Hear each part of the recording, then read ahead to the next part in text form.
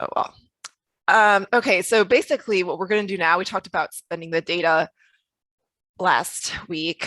We're going to the Parsnip package, which I think someone mentioned is, maybe not in this group, is kind of a cute, I would call it a cute take on carrot. You know, obviously it sounds like carrot, but parsnip being another root vegetable. So I found that kind of fun. So basically we're going to look at fit and predict using that with a parsnip object. So the first step is creating the model. So, you know, we've encoded the data in a format ready for a modeling algorithm, like a numeric matrix, depending on what we're using. And so just using this simple linear regression model, we have P predictors, or actually, yeah, P predictors, and then we have the intercept, of course. A couple methods that are mentioned: ordinary linear regression, maybe you might ordinarily use least squares, right? And regularized linear regression, for those of us who have read the ISLR book, I think Federica, or maybe if you've taken classes on it, it's adding a penalty. So that's kind of an aside, but those are the kind of, you know, models that you can bring into the Parsnip package. So the R4DS package for LM, is we're all familiar with that. This does not have the XY interface. The R stand ARM, that's the Bayesian model. So basically they just go over, right? You can do GLMnet for regularized regression with a penalty. So there's a certain approach to specifying the model to be more unified, because the interface for those different packages is not necessarily the same. So you're going to specify the model based on the mathematical structure. So linear regression, in the example we were just looking at, random forest, k nearest neighbors, etc. So then the engine for fitting the model. And this will often reflect the package. So GLMnet, R stand ARM, LM, right? And then declare the mode of the model. So what kind of prediction outcome are we looking at? Numeric outcomes, continuous, especially regression, qualitative outcomes, of course, classification. Now, I guess in some cases it could already be set if you can only create one type. Whoops, that was not what I wanted to do. Back. Be careful with my, okay. Continuing on. So here's the code I think was pretty self-explanatory. For this linear regression case, it's pretty simple. Like set engine LM, then you see your computational engine. And then when you have the penalty with the linear regression, GLMnet, and then STAN if you're doing Bayesian models. So once you've put the details of the model and that engine, so to speak, the model estimation should be done with fit or fit XY, for example, in the case of GLMnet. So Parsnip allows it to be different depending on the model. So translate, which was interesting to me, I did not know that was something that you could do in Parsnip. So you can kind of see exactly what formula and arguments are missing. So if you're kind of like setting that all up, you can take a look and kind of see what you are going to be telling like the machine to do. And then penalty, got penalty equals 1 if we're doing, I guess that would be lasso regression, if I remember correctly. And then for STAN, so you see where you have missing arguments here, right? So these are things that you can add as you kind of build out that workflow. A little note here, penalty argument for GLMnet engine family is automatically added as default. Obviously, you can change that. So kind of bringing it together with the AIMS data we've been looking at. So you see linear regression, that's your like mode or whatever, your engine. And then you fit. So you bring your model object here, and then you pass in the formula. And this is not the only way you can do it, but this is how we're doing it for now. So let's say you wanted to try the XY fit. So having those X variables and the Y being your outcome variable. Excuse me. So you have that LM model object and then fit XY. In this case, you'll specify, your aims training data, and then these are your predictors, and then of course your Y being the sale price. So if you just type LM form fit into the console, you basically get, hey, this is the call, and then these are the coefficients that were estimated. The same thing with XY fit. Okay, I'm going to switch over here just a bit to kind of see, there was a couple graphics in the notes that I thought were really helpful. So between fit and fit XY, excuse me, a lot of congestion. Okay, so this is kind of a little bit of technical stuff, but when fit is used with model specification, this almost always means that dummy variables will be created from qualitative predictors. If the underlying function requires a matrix, GLMNet does require a matrix, not a data frame, so it will make them. If it's just a formula, if it will pass a formula, then interestingly, 99% of modeling functions use formulas to make dummy variables. I did not know that. So yeah, it's interesting stuff if you want to go a little bit more detailed. So this was kind of interesting with some of the consistency for the Parsnip kind of entails relative to model arguments and obviously specifying the model. So lots of as we know, one of the beauties of R, right, is lots of different contributors, but then that also means people think about things differently, right? And there can be different argument names that may not always be intuitive. So just looking for like random forest, different packages that you can use, sample predictors, trees, right? These are all kind of different, and you really would need to have a lot of local knowledge to know in this particular package, I need to use this kind of argument. So the nice thing about Parsnip is some of that standardization there if you're setting it up in the Parsnip format. Okay, kind of this is, I think this is kind of cool just as an aside. A lot of you probably, since we're all interested in statistics and data science and analytics, you see a lot of these Greek letters, right? And not being part of a sorority or fraternity, I am not always up in my Greek letters beyond a few of them. So it's nice that, lambda, that's that penalty term, right? But in plain English, right, to kind of democratize data science, it's penalty. That makes a little more intuitive sense.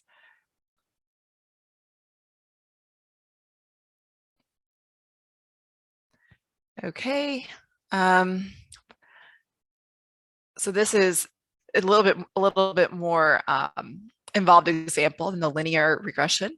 So in the calling the random forest function, setting up the trees, the minimum number, then the engine is chosen ranger for this, and then the mode is regression. So then we see that handy translate function again. So you can really see what's going on and like different the different arguments that you may not have been aware of that you probably should know. And so a lot of this is a little more technical, not necessarily related to the example at hand with the aims data. Yeah, so main arguments basically are commonly used to be available across engines. Engine arguments are more specific. So like some of these, like the trees, right? Okay,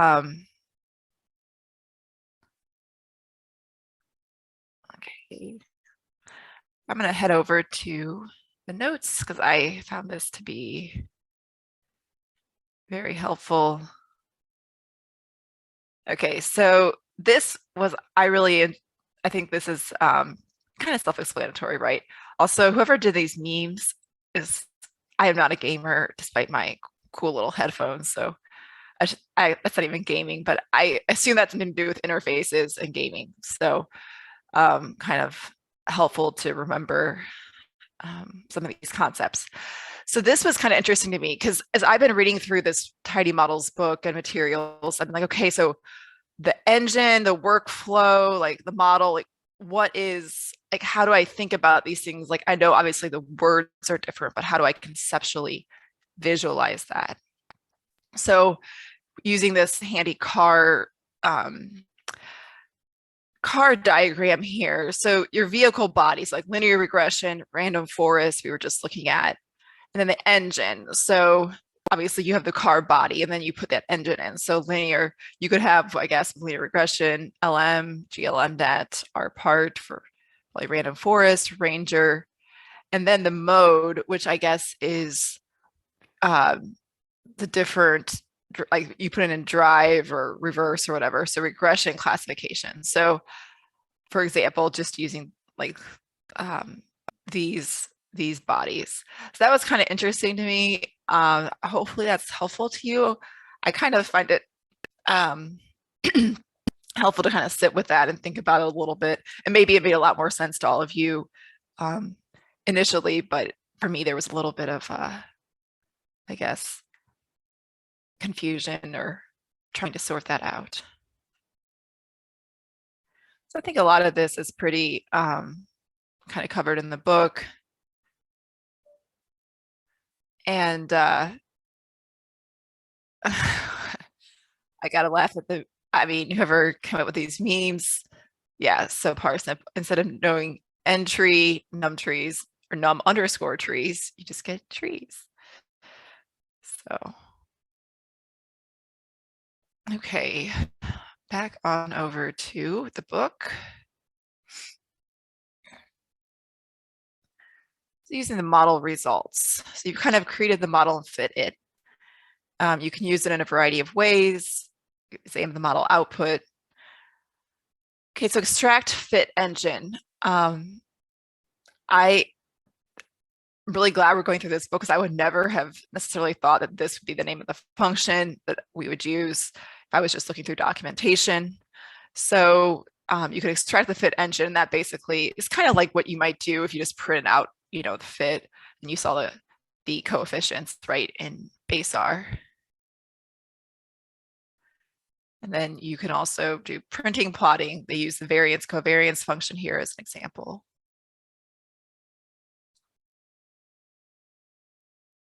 Okay, so I don't know that I would have done this, but this is an interesting kind of a cautionary note. Just never pass the fit element of the fit to predict. So if the data were pre-processed, which I believe we'll get into that in future sessions. Maybe we covered it last week. I'm trying to remember. You'll generate incorrect predictions, but it won't give you an error. So the model will not have ideas about how the transformations were made. So you could be doing some things that would mess you up and not even realize it. So you can do extract fit engine and then use a summary function, which we're probably all familiar with. You could also use coefficient method. So this is kind of similar, even though they're not using the tidy function per se, which probably a lot of us use, similar output in terms of how it looks to the tidy. This is a numeric matrix. Choice was made in late. This was interesting to me, 1970s, when computational efficiency was extremely critical. Obviously, matrix is a more efficient storage object than a data frame. And then the parameter, one of the things we like about the tidy method, right, is you have those consistent names at the top, as opposed to just calling coefficients. Okay, I think, yeah, so tidy is very similar. Here's a tipple.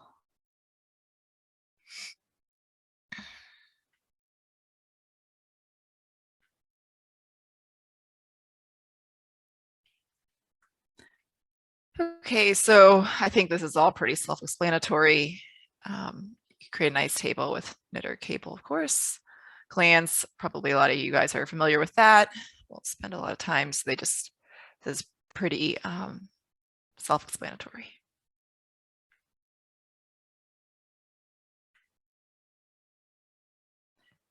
Okay, making predictions.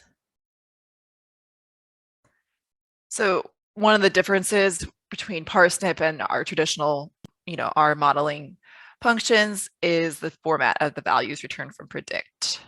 So the results are always a tibble. Tibbles are easier to manipulate and use in R. The column names are always predictable. That's always nice if you're writing code that you want to be reproducible across many models and data sets. And there are as many rows as there are in your input data set. So numeric data are predicted. I think this is probably pretty self-explanatory. We're using the test data set that we withheld, first 5 observations, then we're using that model form, the fit we specified earlier, right? And then we're using that new data.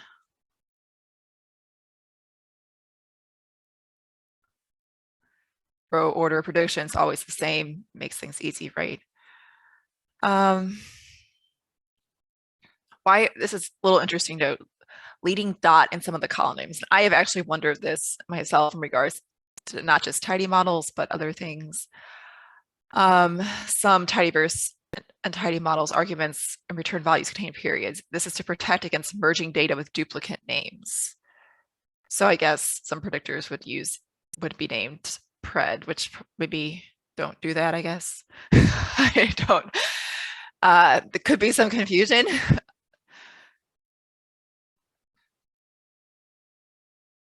Okay, so 3 rules make it easier to merge predictions with the original data. So you see here, we've got our small test data set we created above. We're selecting our outcome variable, and then we're kind of binding the predictions we're creating to that those actual outcome variables. Then you can bind columns again and create prediction intervals using that type argument.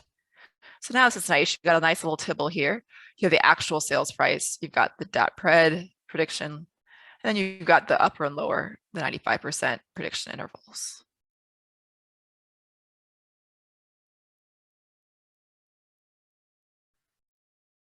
Okay, so then there's a little bit of technical. Yes, is from tidy models. I'm sorry. Bin calls is from tidy models, or because you can even use cbind as.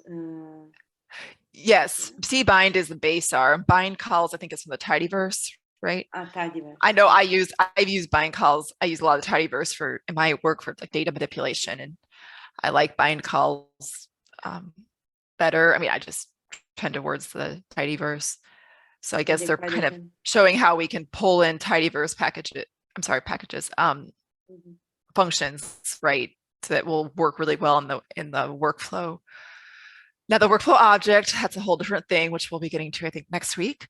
But in the kind of the workflow that we're doing in the modeling work. And I have a question with this option type. So you can do like type pred, and are there any other type that you can pull out? I'm honestly not sure. That's a good question. I wonder maybe a confidence intervals, which are a little bit different from prediction intervals. I think you can do like, isn't it? You could do categories, or you could do probability of a category, if I remember. Yeah, so they're just different sort of predictions you can get out.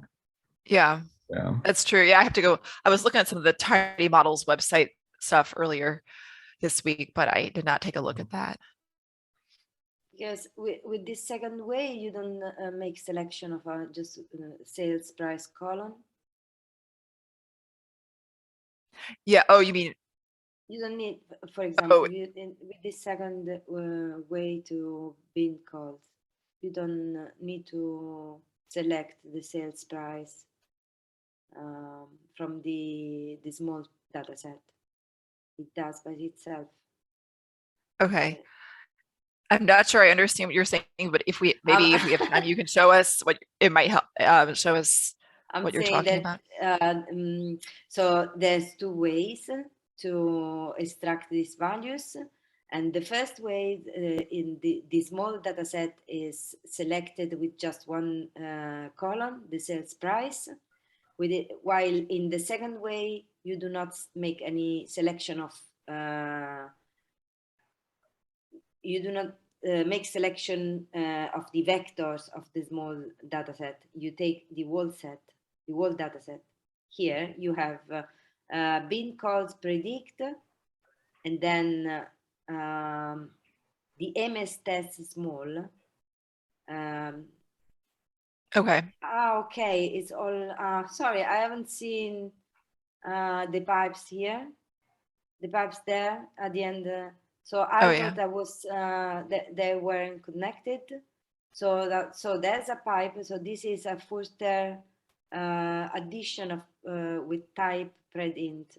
Okay, no, I haven't seen it, but it's quite redundant. You know, you say it repeats itself, but then the second predict extrapolate the predint, the interval, the lower and the upper value. Yeah, like this right here, I guess you need to call it 2 times because you're specifying a different type. That's my guess. But yeah, it is look a little bit, I guess it's like taking the original data, small little data set, the price, then saying, hey, we're gonna use that small data set again to predict, and then we're gonna use that small data set again to get us the prediction intervals. Yeah, I haven't seen the pipes here, so I thought it was weren't connected, and the MS test small was just like, you can do that. I believe so. I'm assuming that in the future we will be able to do this a little more simply. It does seem superfluous and repetitive. Yeah. Yeah. I mean, I get what's going on in each step, but it's almost like building. It's like we're kind of like going back a step and then forward a step and something like that. I don't know. So yeah, if you had a big data set and you were predicting twice on it, it would probably take quite some time. Yeah. Yeah. It seems like it'd be nice to have an option to do like both at the same time. Type both, you know what I mean? Like have a Fred and predint. Yeah. Maybe there probably is a way, you just don't know it. Yeah, that's the thing about tidy models that I am kind of picking up on is there's several ways to do things. I think they used to emphasize like bake and like some almost cooking type of verbs. And then I look as they update this book, I don't see that as much. So I think there's like a lot of different ways to do things if you really know the inner workings of the sometimes you need you need to do this to show the different options and say what changes. Yet I will say, if you haven't, I guess if you haven't checked it out, the tidymodels.org, and I'm guessing a lot of you have, I'm probably late to the party on that one, but there's some really good articles that go into some of this and maybe use different examples, which is nice because obviously a lot of what we're seeing in this book is based on the Ames housing data and how one would go about modeling that. And there's a whole bunch of problems that you can solve with, tidy models that are not just cross-sectional housing data. Yeah, because when you make notes and then you want to show up everything, and otherwise you need to repeat everything twice. So it's sometimes I think what would be the best way to show up all the options of a function, and then I didn't thought that linking these two, nothing changes basically, but then you going to show just the last call of the function, and so basically the first one is not needed, so you don't see anything about the first call of the function. Yeah. Okay. Hey Federica, just one thing. There's a bit of background noise here. I could barely hear you, and I've got my thing all the way up. I don't know if you could. I think I got what you said before, but just going forward, I don't know if you have to shove the microphone in your mouth or what, but I'd appreciate it because I can't really hear you very well. Apologies, I didn't do anything at all. It's all. Can you hear me now? Maybe not. I can hear you okay, but Yeah. I'm at home and I'm in a very quiet spot, so I don't know what it's like for people like Brandon or at the office. Yeah, when you speak, Laura, it's really loud. Well, when I will Frederica turn it speaks, it's down. really quiet. So I I've been don't know. told It's I just have a loud voice, which is a good thing and a bad thing. So I try to be cognizant of that. Okay.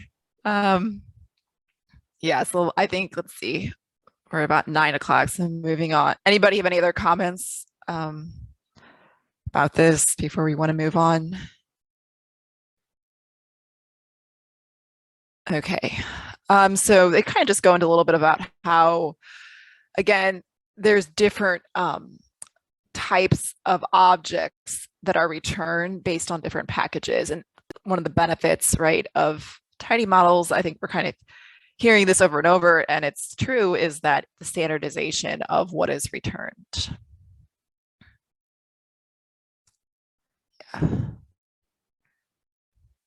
So this is a little confusing. So the second tidy model's prediction rule, the predictable column names for different type of predictions are, this is a little bit confusing to me because your confidence interval was its predictive interval, right? Prediction interval. You could have the same column names. So unless you knew the code, you wouldn't necessarily know what had been called, but just a minor comment there. Okay. So missing values, right? So these are the option that you can use inside the function. They are. Yeah. And this, what So was concerning, confident, we just saw the predict and roll and then the numeric, right? The .pred. Mike, I was just saying, because these have the same column names, if you saw you know what I mean, somebody looking at the output wouldn't know if confidence interval or prediction interval is called. So that's just kind of a call out there.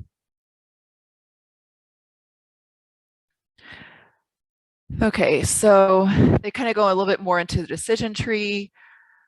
So the tree model, the minimum number, right, equal to 2. The engine being our part, that's the package that was chosen for doing the tree regression, and then mode, of course, being regression. We have a continuous numeric variable. So we've got that tree model set up, and then we, of course, do the fit as we're used to seeing that. And then just doing one call of bind columns here, the tree fit from here, the sales price from this little small test, and then we're getting the predictions. So it looks like it did pretty well to me. I mean, I don't know what the what the whole data set's going to look like, but let's head over to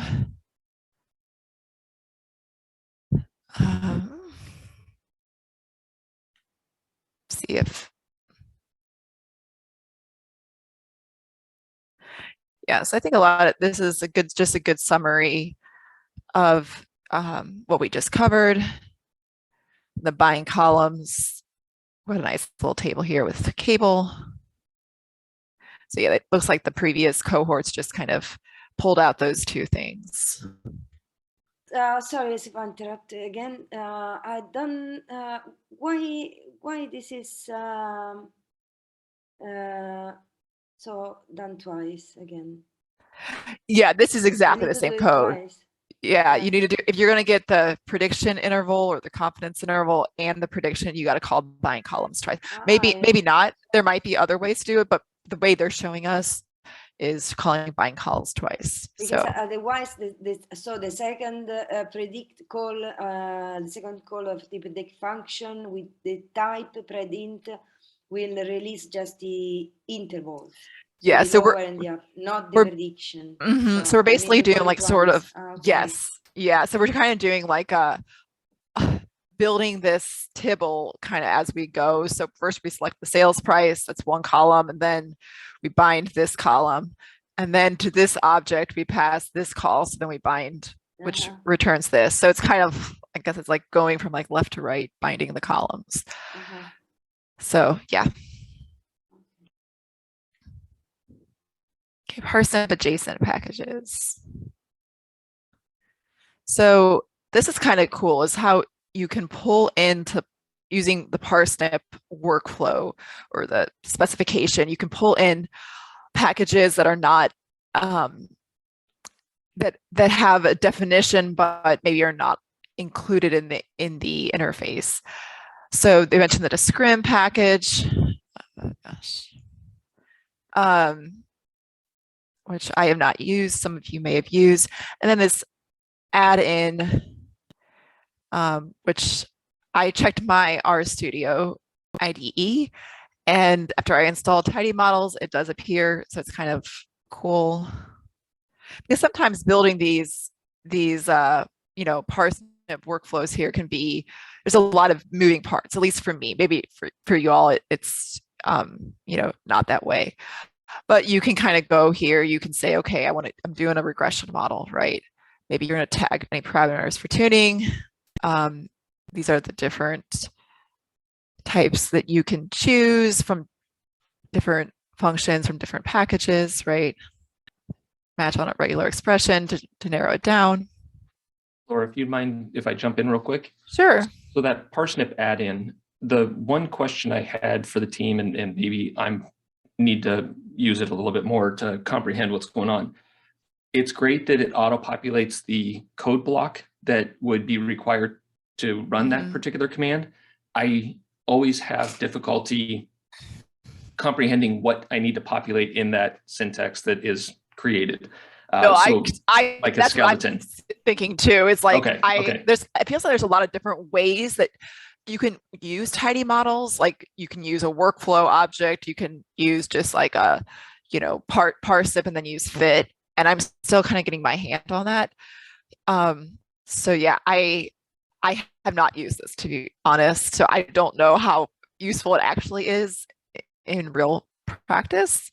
It's a cool idea, but yeah, if anybody here has comments about that, who's currently using this in your work or other activities, please do jump in. Yeah, I wasn't even aware of it until I read this chapter last night, so I'll just have to give it a whirl, I guess. Yeah. Yeah, it's quite useful. It releases the parsnip syntax for the there you go. That just is the same as is showing in this script. It releases the parsnip syntax of the model that you have chosen. Yeah, I could definitely see how, especially if you're starting out and you're not sure of all your options, I could certainly see how. Or if you're doing it for a while and you just want to not have to remember a bunch of stuff because there's a lot of stuff to remember, it could be really useful. So.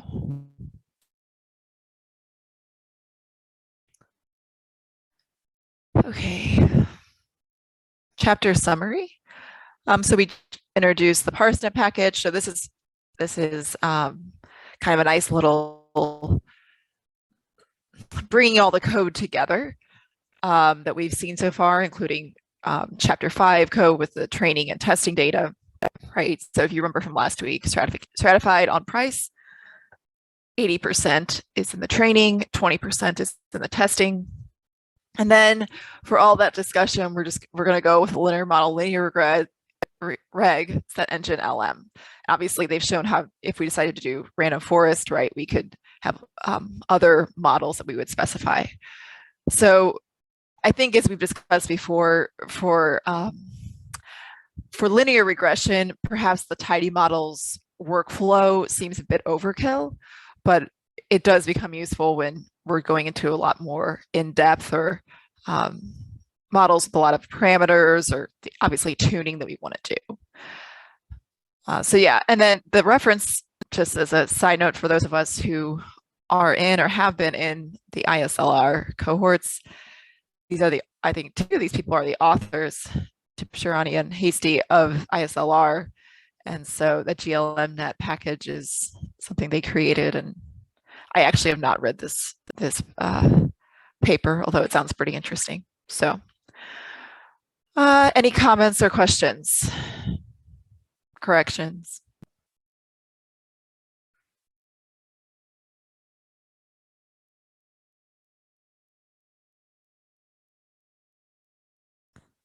Okay, well, I will stop sharing. Dumb question. Why did they call it Parsnip?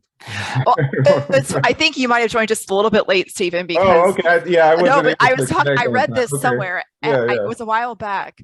So the Carrot package, which I think Max Kuhn also created, as the yeah, okay, so yeah. it's not spelled like carrot, but Yes, obviously parsnip. You know, yeah. Oh, okay, okay.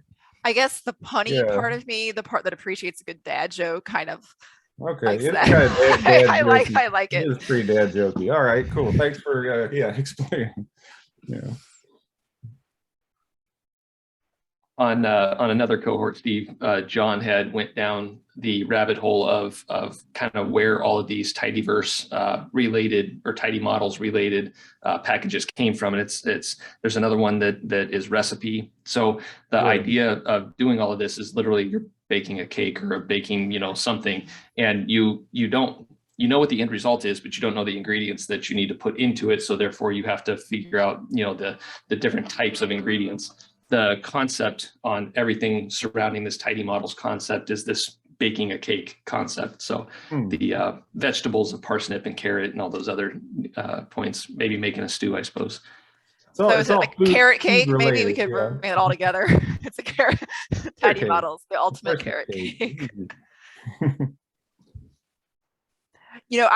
Ryan, I was interesting you mentioned that, because I was alluding to earlier, I don't know if you had joined at that point, but I noticed when I was reading through the chapters and the notes, that bake and those verbs used to be more part of how they were teaching, how Julia and Max were teaching tidy models. And now it doesn't seem to be as much emphasized in the latest version of the book, which they named everything and then realized that's probably not a good name, because we've got all these other things we need to do too. I love the, like I said, I like the analogies, but when I think about bake in the context of machine learning, I'm like, I don't know what that would translate to, so I could see how there would be confusion. What step exactly is bake associated with?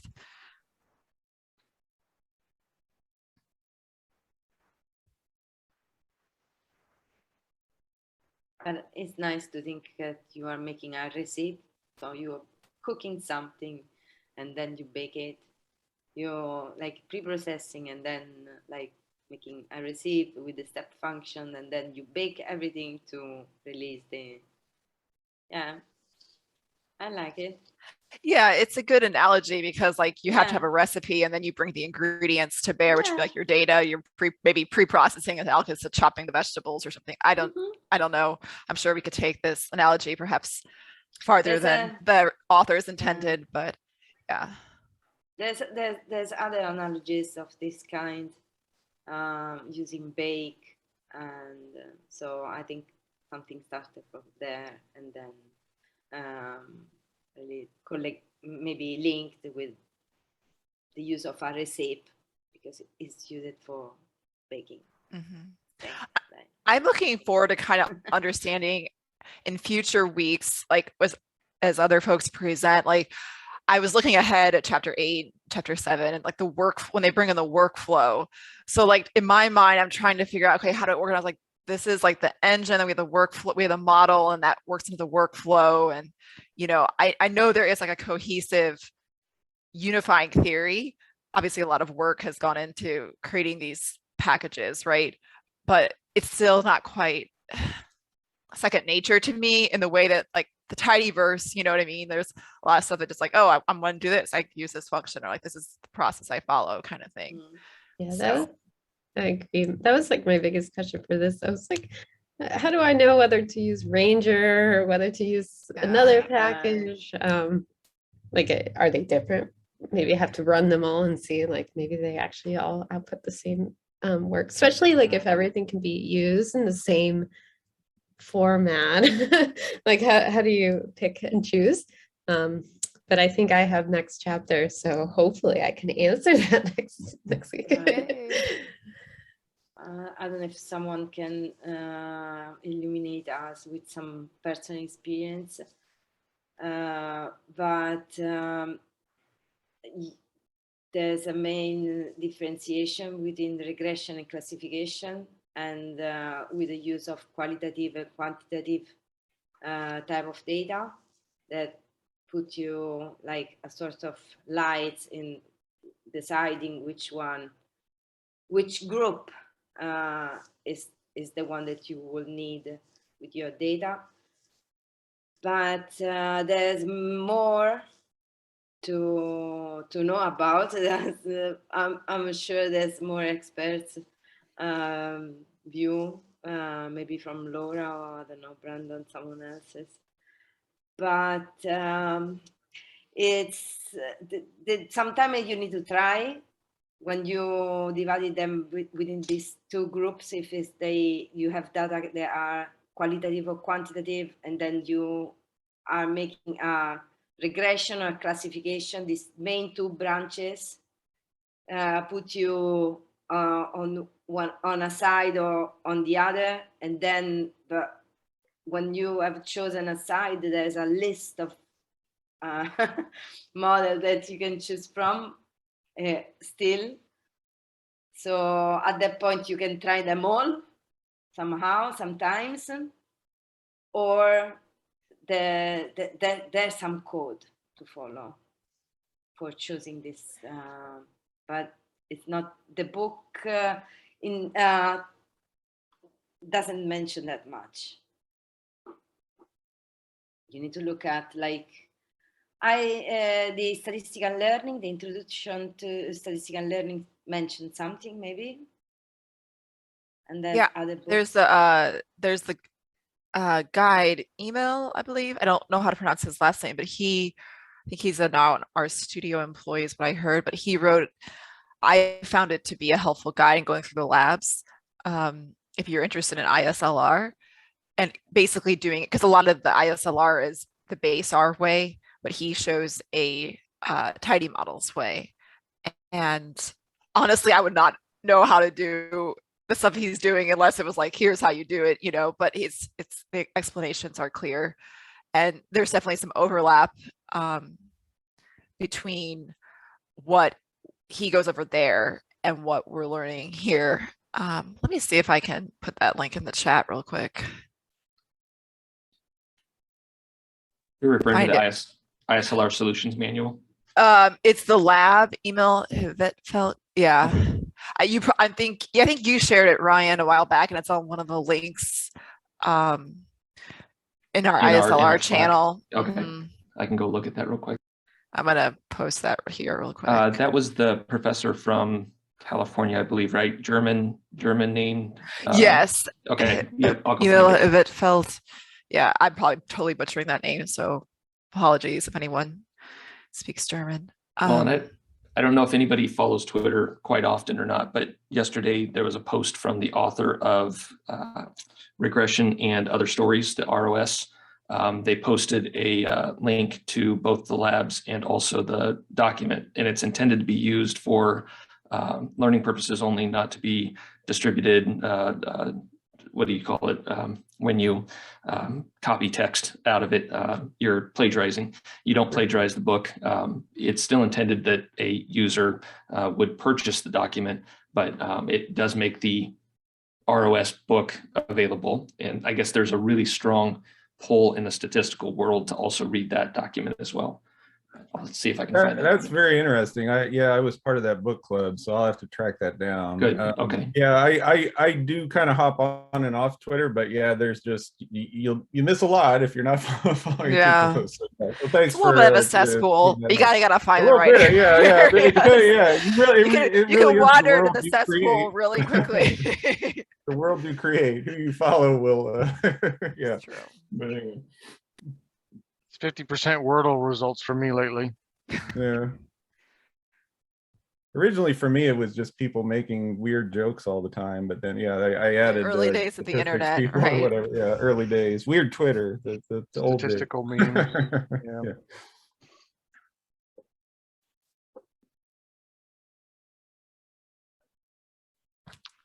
Cool. Oh yes. Okay. Thanks, Ryan. Yeah, that's the more index slide. I think I just sent the chapter 7 or 6 because that's what I was working on last week. To my Gmail, because I send emails to myself. Hey, you need to read this book. I know Chrome has this reading list, but I can never seem to make it work. Cool. I sent an email to myself for the Twitter feed of the ROS book. So let me see if I can find that too. Is there still a book club going on for that one, or is that kind of it kind out? of fizzled out, honestly. Okay. Yeah, I think they got pretty right? far in, but yeah, just a lot of people dropped off, and yeah, for various reasons. So Yeah. Steve and team, when you go to the ROS link, the second link I just sent you, it'll be a one-page GitHub IO page. Scroll down, I think it's the third line, and it says, access PDF book. When you select that link, it'll take you directly to the 512-page some other document, and you can pull it down from that point. Oh, very interesting. Okay, cool. Yeah, thanks. I will be sure to look at this.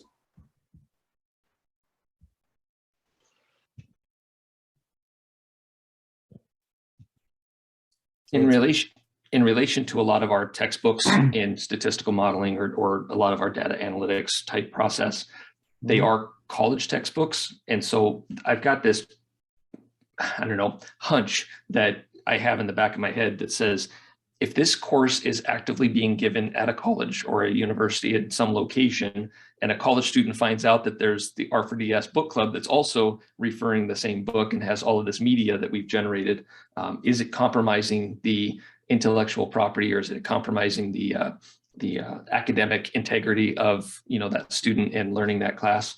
I don't know. Sometimes these links are a little bit careful. John posted about somebody was sharing a link to the Frederica. What was the book club that we are on Thursday or Wednesday? Maybe it's Tuesday. I'm losing all of my book clubs. It's Rethinking Stats. Yes, I'm in that one too. Stat Rethinking. That's a good book. I'm not in the club, but statistics, it's a good book. For sure. Yeah. A bit of the probability first at the beginning of the book. Right. Yeah. It's quite yeah, I ended up buying that book. I think we were talking, I felt a little guilty about using the PDF version, and it's like, well, people are creating content for us, and like that course is free and it's it's nice to support people who do those kinds of things for the community. I kind of consume things better from actual text as well. So yeah, sometimes I do think I know someone who says that too. I have an article here. I had a book as well. I've started reading about what model was the best one under some conditions. This link here is for linear models, for choosing model choice and diagnostic for linear mixed effect. Yeah, that's nice. And I had even very nice book that I started reading, but then I decided to put it on a side for looking at more in the other things, then go back there. And I wanted to share with you. That was maybe I'll put it on Slack later. And that had some of those things that you can maybe important, like guidelines for deciding which is the best model to use under some conditions, which is not quite simple. But usually when you work, you always you have a very well predefined guidelines and say you need to use this model because you have always the same kind of data. So if you work as a data scientist and you have different data, maybe you need to think about what would be the best model to use. But generally, you've been assigned with a type of model to use, and then you maybe work on it and use all the different options that the model has, because there's many as well inside just one type of model that you can use. So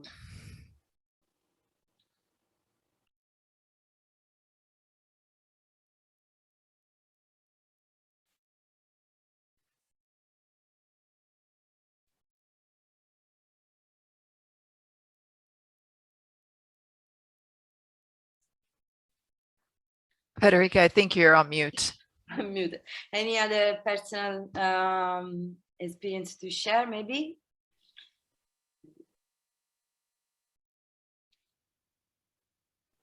Okay, so that has been very good session. Thank you, Laura. Thank you. Sure. So we missed someone for the following chapter. So the next 2 weeks we are covered, but then we need more volunteers. I don't know if I could signed probably. Yeah. It's even great. I said, well, it's a couple weeks out. There was an opening a couple weeks out, but yeah, I signed up, and yeah, as we progress, if there's a need, I'll certainly volunteer again. So yeah. great. All right. Well, thank you, everyone. Thank you. Thank you. Take off for my next meeting. See you next week. Bye. See ya.